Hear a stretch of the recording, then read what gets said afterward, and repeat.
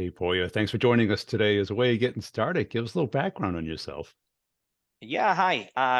Thanks for having me. Excited to be here. For everybody, my name's Poya. I'm a first generation immigrant, born and raised for the first couple of years in Iran. When I was young, my family and I left Iran as an immigrant. We temporarily got an asylum in Turkey. Was fortunate to live there for a couple of years. Then we moved over to Dubai, lived there for a couple of years. And while we were trying to sort out our ability to move to the States, did a very, very small stint in the Netherlands and Germany, very few months. And then ultimately we landed in Orange County, California, where I consider home, did my middle school, high school, college there. For about the last 10 years or so, I've been in tech sales. So started my career at Oracle. And after a couple of 1 or 2 years, I moved over to startup land, did that for a couple of years, was fortunate to work with an amazing group of companies, HackerRank, AutoMile. And about 5 years ago, I decided to move over to becoming a 1099, so consulting. However, the type of consulting I do is a little unique in that I'm pretty much an AE on demand. At any given time, I usually work for one or two companies that I like, I've endorsed, know, trust. And on the side, if folks need my help, I have been an advisor, I've been a consultant, I've been an investor. So love being part of the SaaS ecosystem, to say the Cool. least. And why sales for you? Why sales for me? So I actually got into sales during college. I worked for a company where during the day it would frankly be like extra money, help me basically pay through college, which is kind of awesome. And for the longest time, I was like, I'm going to go into politics or legal or something. And a lot of that I think came from my family. Uh, Anyone that has grown up in an immigrant family, right? Especially one that's Iranian or Persian, we joke that you're either a doctor, a lawyer, or a disgrace, I right? was And that's thinking that. it's very common. So I always had this pressure to like move away from what I was doing. So I actually temporarily went into politics. I even worked on the Hill in Washington, D.C. for a while Yeah. and absolutely hated it. It was just not what I wanted to do. And what I love about sales, if you do it correctly, you kind of get what some of us have experienced growing up playing in a team sport, in that you can be your own individual self, but at some point it's still about the team. And at least the reason I like being an AE is you kind of control your own destiny, right? Like, it's one of those roles where sky's the limit as long as you're willing, put in the work and figure it out. Did you get any pushback from your family saying, "Hey, we went through a lot to get you to the US and stuff." Yeah, I promise you to this day, my parents have no idea what I do. Like Okay, so I just say I do computer stuff, and I'm pretty sure they tell their friends like I'm an engineer or something. Like to this day, they yeah, have no idea. But the thing that I've been very fortunate about the last 10 years or so is I've been in a career where I've done very well, and I've been very grateful. To a point where I actually support my parents. So if anything, I don't. The fortunate part is I don't think they ask too many questions as a result of that, as long yeah. as the money's coming in. And how'd you get good at it? Um, well, it's a combination of things. So one aspect of it is like anything else, the more time you put into it, the better, right? So as I mentioned in college, like I literally used to do inside sales. Yeah. There wasn't even a term for it. I just worked for multiple companies. I did everything from selling for a gym to selling insurance to working for a tech company ultimately, where I got to see some folks that literally at any given time made 7+ figures. So when you're in that group, right, you just learn and see what it takes to have transactions done. Yeah. Um, but frankly, the thing that really helped me was I got my career and start at Oracle. And I'm very fortunate. I know sometimes folks out of college have it figured out. They know exactly where they want to go. And one of the questions that's popping up now is, do I go the startup plan? Do I go for a big company?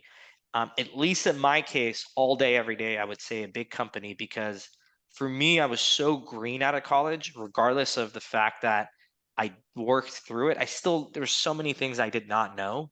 And what what's nice about a big company, usually they have some sort of training, Yeah, right, where they I teach you do. the fundamentals. So I was very fortunate to go through some really rigorous, great programs by Corporate Vision, by Sandler, and I just think learning some of those basics, right? Like the most basic thing I've learned in sales, sometimes at some point it's a back and a forth, right? For every give, you get the Yeah, ability to ask for something in return. Like some of those foundational things that are like very basic, you get to learn in a risk-free way. But ultimately, I would say at some point, once you've learned those things, you need to go unleash yourself and put them into practice. And that's where I think like a really good, fast-growing startup comes in handy. And this wasn't intentional. It was just by luck where I was fortunate enough to move over to HackerRank. I was 22, right? Having been very hungry the last year or so at Oracle. It's 22, 23. And you could tell I just wanted to like, I was like, I had this energy and demand to just go out there and get it. And it was a combination of at that time, the macro environment for hiring, especially tech hiring was good, right? 2014, 15 were good years. Our product was unique and creative and innovative. And I just had the hustle and grit to just get on a plane and go do what needed to be done. And um, so looking back, sorry, at that given moment, it didn't maybe make sense. But looking back, I think it's a combination of put yourself, surround yourself with people that can teach you some of those fundamentals. They're willing to help you, right? The second thing is put yourself into positions where you can, as long as you out hustle and put in the work, you get rewarded for it. And then the third thing is, frankly, you just need to have good mentors. I've been very fortunate to have people like Brendan Cassidy, Jason Lemkin, Don Irvin. Like every manager I think I've ever worked for, I've tried out hustling for them, right? And what ends up happening when you do that, they want to take you from place to place. I think yeah, for the it's last 10 true. years, I think for the last 10 years, I've worked for the same people. And I don't care who you are, when you have those certain scenarios, right? You just lucky enough or fortunate enough to be able to like accelerate your career. So some of Yeah. it is a combination of hard work, some of it is luck.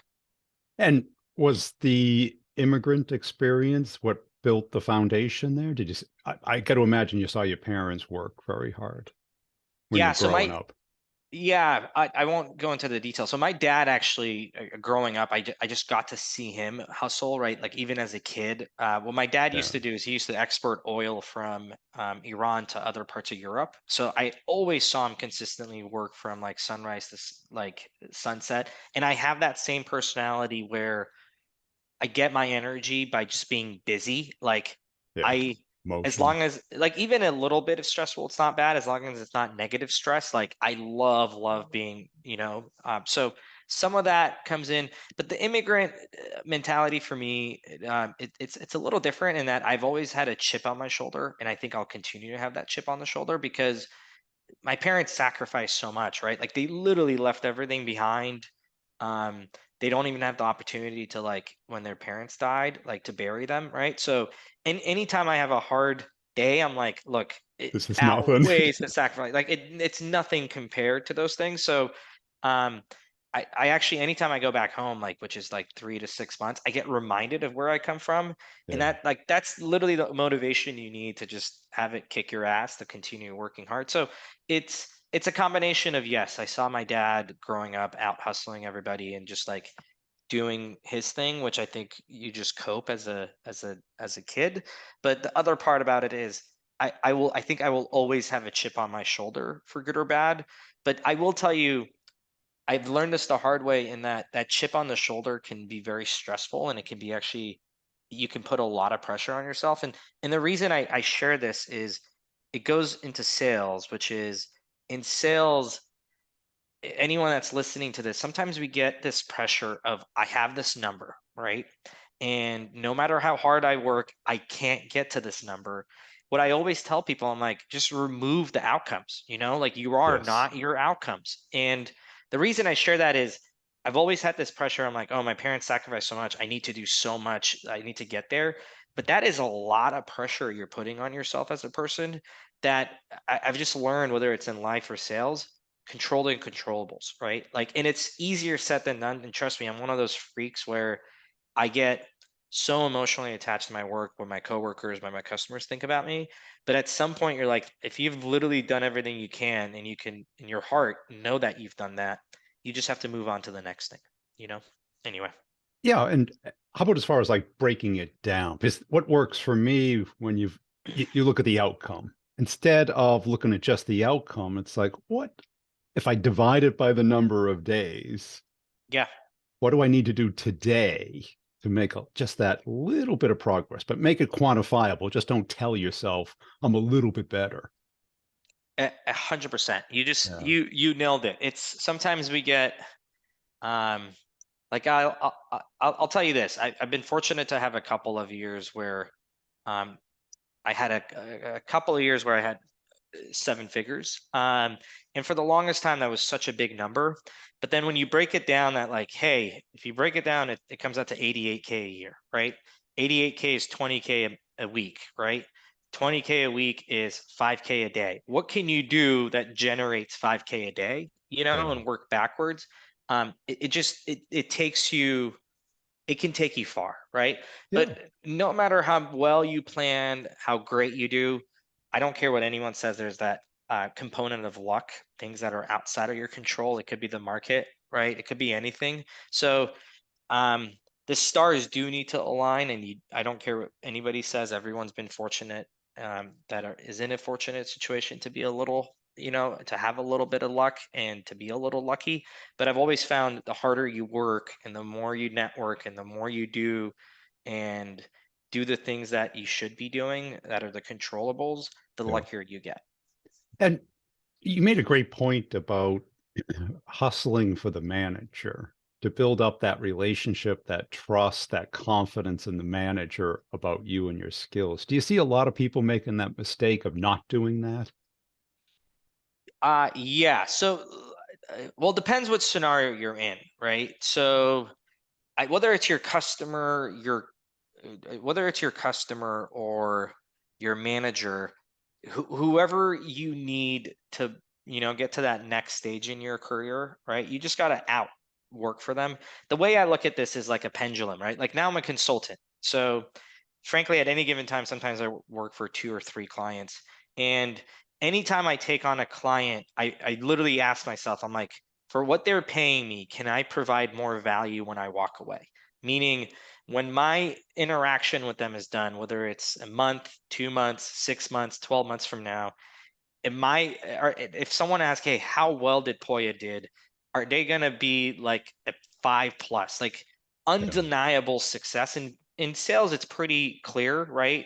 It's like it's your number. However, sometimes it's also things outside of that. Were they a good coworker? Did they, treat me like a human? So like those things also have an impact, right? Like, do they care about me? Do they give a shit? Are they gonna go through the door? And those are some of the things I've always tried to do as well. Like I still talk with every manager I can, and I stay in touch with them, and I call them out of the blue, and I just want to find out about what's going on with their family. Like I literally was on the phone with Don, who I've known for a long time earlier today. I'm like, hey, how's your daughter Julia in high school going? How's the move to New York going? Like those things also have an impact because when people know you care about them, right? They pay it back. So um, where I have gone wrong with this is if for whatever reason there's a disagreement on something, like where and you can tell, right? Like whether it's a VP or a manager, CEO or an AE, Yeah. um, I think you need to address it. For the longest time, I used to hate confrontation, and there's some personal reasons of why that is, like just the way I've realized it. Now I actually run towards confrontation. Now I run towards issues because the longer it drags on, the worse it gets. So you either have to nip it in the butt immediately and own it and fix it, or if you can't fix it, you either have to live with it, or you, for whatever reason, worst case scenario, you need to move on, right? Yeah. So anyway, that was a full loaded answer, but And we talked about the hustling and grinding. When did your skill set allow you the freedom to not have to do or rely solely on the number of hours and focus on quality and Uh, skill and judgment and knowing what to work on and what order and how I, uh, if we're being honest, next that's year? always a work in progress because some of those factors are outside of your control, right? So, like, Mm. I'll give you an example, right? If you've been in software sales, or in my world, if you've been majority of my income has come from selling sponsorships at SaaStr or selling sponsorships in general, right?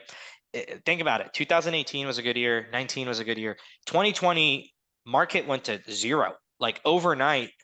One of the markets that literally went to zero was events, restaurants, and you just had to come up with, different ways of making money. So what I'm trying to say is some of that is outside of your control, right? Outside of your influence. But the things that I think have helped me is, at any given time, what I've learned is have two things that complement each other, but they don't compete with each other. So I actually love doing the event sponsorship stuff where it's like selling almost like advertisement or media, Right. but Yep. I also love doing the software side. And for the most part, I've tried de-risking those things. So in 2020, at the beginning, when the market on one went to zero, the other one actually picked up, right? Remote work and whatnot. And now you're seeing actually the complete shift, right? For to some extent. So I've been very fortunate to put myself in those scenarios. And what I've learned over the years is, part of it is you just learn more about yourself. So I actually now assess opportunities so much more. I don't say yes to a lot of things, in that, like, if someone's like, hey, I need you to come in for X, and if X does not align with where my strengths are or things that I'm interested to learn more about, I just now say no. And I'm like, let me refer you to this person.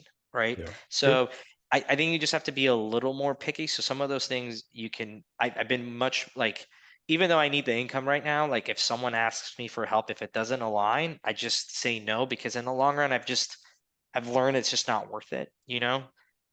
So those are the things I would say I've gone a little better at, which just comes with experience.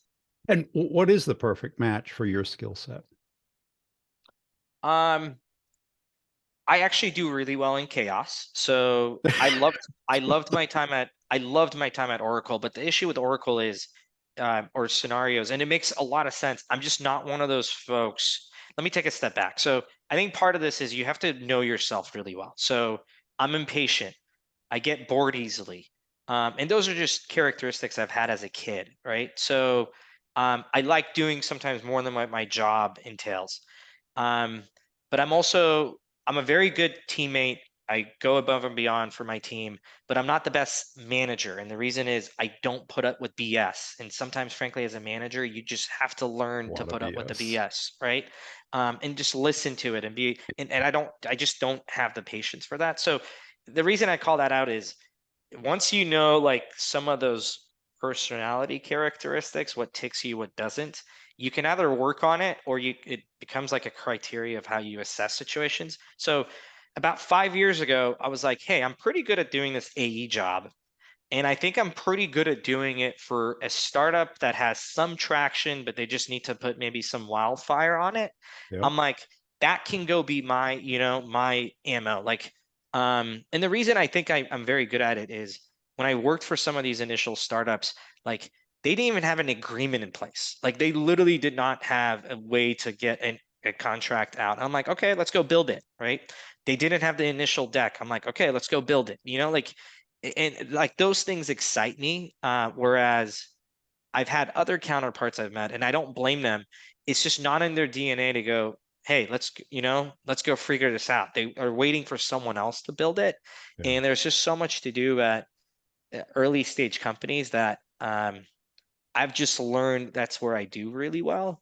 And then the third one is I just have to be really excited about the space, the product, the problem we're solving, because otherwise, if you're not excited, like if you can't sell yourself, I have a really hard time selling someone else on it, right? Yeah. And what is your strongest sales characteristic? Is it your passion or your Um, drive? I mean, because you've clearly had the success, so it's much more than just A lot of people work real hard. I would say, look, I think it's three or four things. One of the nice parts about working for different companies, you get to see a lot of motions, you get to see a lot of businesses, and Yeah.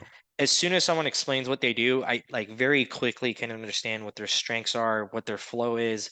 I can anticipate the problems they're going to run into 6 months because I've seen enough cycles. It's Okay. almost like being a mini investor because Pattern matching. you Yeah. know, I've just like I've seen those patterns. So that's part of it because it helps, right? The second part about it is I think I'm a fairly uh, charismatic person that actually cares about the other side. Like you really, at the end of the day, I think you need to give a shit, and customers, clients, people, see that. So part of it is just you need to give a shit about the other person and take some responsibility for their success and help them out. Um, and the third part, again, I think I've said it, is just being fortunate to work with some people that have seen I've put in the time and the effort and the work that they're willing to vouch for me and continue to support me.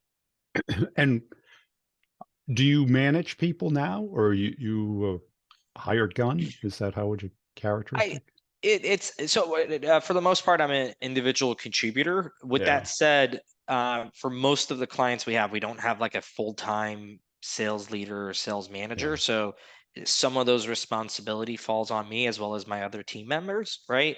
But that's by design, for good or bad, right? And some of the companies I've been at, I've been the person that's been there the longest. So with that comes with some responsibilities that you either have to accept or like you just don't have an answer to. And it at times it seems unfair, but it just comes with the territory, right? And so you've been exposed to a lot of salespeople. What do you think makes the best salesperson? If you were to Uh, build one, say you had Chat GPT for salespeople, you could See, raise a team. yeah, this is where I think, look, I think it's a really important for everybody to have it, and a lot of people differently discuss. I actually think cloning it is where people go wrong. I do think you need to have a framework or process, but some of the things that make me unique as Poya Yeah. is some of the reasons why some of my clients and customers love me, right? Like it's just it's just what makes me unique. Like we were at a event last week, Sasser Europa, and I hung out with like the same 5 or 6 sponsors, and I remember one of them was like, hey, at these events, what do you like to do? And I'm like, honestly, this, hanging out with customers, and they're like, holy cow, that's so unique. And one of them even said, he's like, we do about 20 events. You're the only sponsor guy we'd like to hang out with, right? So what I mean by that is, how do you clone that? I think it's very unfair to tell an introvert, like, hey, go do this, right? And this is where I think some of us go wrong, where we're trying to clone other people's Well, not so that much clone, but uh, there's characteristics or and 100%. skills. 100%. So I like if you're asking me like what are some of those characteristics, it's I don't at the end of the day, it's like you got to work hard and work smart, right? And the working smart comes from working hard. You got to put in the like you got to put in the time, figure out what sticks, what doesn't, and kind of, replicate like optimize for efficiency and time and everything. So Yeah. a part of it is that the biggest thing is attitude. I don't care what anybody says, like that has so much to do with it, right? Yeah. And how you react to influences. Do you look at challenges as opportunities to grow, right? And I struggle with this all the time, so I'm not saying I have the perfect answer, right? But I actually think a lot of sales has to do with the soft skills more than the hard skills, like in terms of the characteristics. But no matter what, if you ask me, the best salespeople know their product. They know the person they're talking to. They know, like, when an objective comes, they know exactly how to address it, right? And part of that, frankly, just comes with more at bats, right? The more experience you get, the more you put yourself. But part of that also comes from you going out there, right? So going back to my point, one of the ways I actually assess opportunities before I take any job, I literally try going and selling the freaking product I'm about to sell. Like the best example of this was AutoMile. At AutoMile, we did GPS tracking, like fleet tracking. I'm like, dude, I don't know anything about fleets. And you're selling to like fleet managers, which I'm like, I don't know a single fleet manager in my network. So before I took this job, I literally posted on Facebook. I'm like, hey, who, like this is what I'm thinking about. Can I talk to someone? And I had a couple of friends be like, hey, talk to my stepdad. He does this. And we chatted extensively about, what do you think about this opportunity? What are the challenges? Where am I going to struggle? And you know what the best part about it is? When you do that, not only do you get to learn and you get like either excited or you're like, I don't want to do it. But the other part about it is some of those folks can end up becoming your customer. So before Automile, that hack rank, before I took that job, I literally went to a customer I had. I'm like, hey, this is what I'm thinking about doing. What will you tell me? And she's like, here's where I think the challenges are, but I think you guys can overcome it. I ended up taking the job. 4 months later, she ended up becoming, at that time, HackRank's biggest customer. So, um, anyway, that's part of the characteristics, but I sometimes get very ticked when people are like, let's clone this person, because Yeah, I think, I didn't mean anyway, it like no, sorry. duplicated. Yeah, It but was, I misunderstood, but just trying to convey the point. That's all. well, you brought up a really good point that I don't think enough salespeople even consider. It's talking to your prospects and your clients to learn about them and what they care about that's independent of the product or adjacent to Yeah, the product, because you that's you where the magic happens. you nailed it. Your two examples, one at the show and the other with somebody's stepdad, right? Because Yeah, he became interested or curious at least because you were curious about him. yeah, yeah. There's a saying in the world of venture: when you go and ask for feedback, you get money, and when you ask for money, you get feedback. I think that is so true. That, to a point where I literally now, when for like super early stage companies, when I tried taking their product to market, I no longer ask for like, hey, how does this, like, I genuinely just want to be like, hey, I'm going to show you this. I just want to get your feedback. And um even if they don't end up becoming a customer, it becomes so valuable, because back to your point about the pattern matching, you start hearing things that you're like, holy cow, I've heard this now 3 times. This is going to be our value prop, right? Let's go to market with this pitch, right? Anyway, Well, that's it. Because what does everybody else do? They go and they go to sales enablement or marketing and they read the brochures and it's all done in the bunker by yeah, people who've never met a customer or they met, an existing customer that's been there for years and why they're happy. But that doesn't translate to the person who's never heard of you. 100%. It's Yeah. yeah, you gotta walk the customers, uh walk, and find out what gets them going before you can jump on the other side, for good or bad. And if you look back at your career, what do you wish you learned that first year at Oracle that you know today? Um, when it comes to these things, I try not having too many ifs, because like I genuinely, looking back, I'm like, I'm glad I went through that, because otherwise You I wouldn't have wouldn't learned be it. where I wouldn't have Yeah. learned it or been here. Look, in sales, there's some things like I give you some sales example. Like, I'll give you the biggest lesson I've learned. The biggest sales example I've ever learned is, it's a give and a take. And as soon as your gut, you're like, this deal is going to fall through, or this person doesn't have my interest, like, your gut sometimes is right. And I remember there was one deal, we kept forecasting and we kept forecasting, and we went above and beyond for 6 months for this client. And after we took him to a really nice basketball game at Oracle Arena, give him the red carpet experience, the following Monday, he's like, hey, sorry, we went with this other vendor. So, and I'm like, to this day, I'm like, oh, I should have went back 6 months ago to my gut, that I'm like, I shouldn't have, went in here. So, like, the lesson I learned there is, like, try getting to a yes or no as soon as you can, right? Like, don't waste too much time on the maybes, because it's just easier. But I'm glad I learned that at 22 and not much later. With that said, the biggest lesson I think I've learned is, most of us are as good as anybody else to get things done. I just think a lot of us have ideas and this and that. The most successful people I've met, they just go for it. They take action. And that's the thing I wish I had done. We talked about earlier how I started this podcast. Probably for 10 years, I was like, oh, I think I should do a podcast. I should do a podcast. Finally, in 2020, I do. And I've now done 160 episodes. I've met some amazing people through it. I've probably We've probably done maybe $250,000 in sponsorships since I've started it, right? So the reason I call that out is like ideas are cheap, talk is cheap. At some point, you just gotta, take action. Yeah. Cool. Hey, this has been a great conversation. Where can people go to connect and follow you? I try being very approachable, but the best place is probably LinkedIn. I've actually cut out most other social media, at least during the week. I find it very distracting. So find me on LinkedIn, and I think it's if you just go to linkedin.com, I'm like the only Poya you'll meet You in are. terms of the URL. But we'll put in the show notes maybe as well, just to make it easier.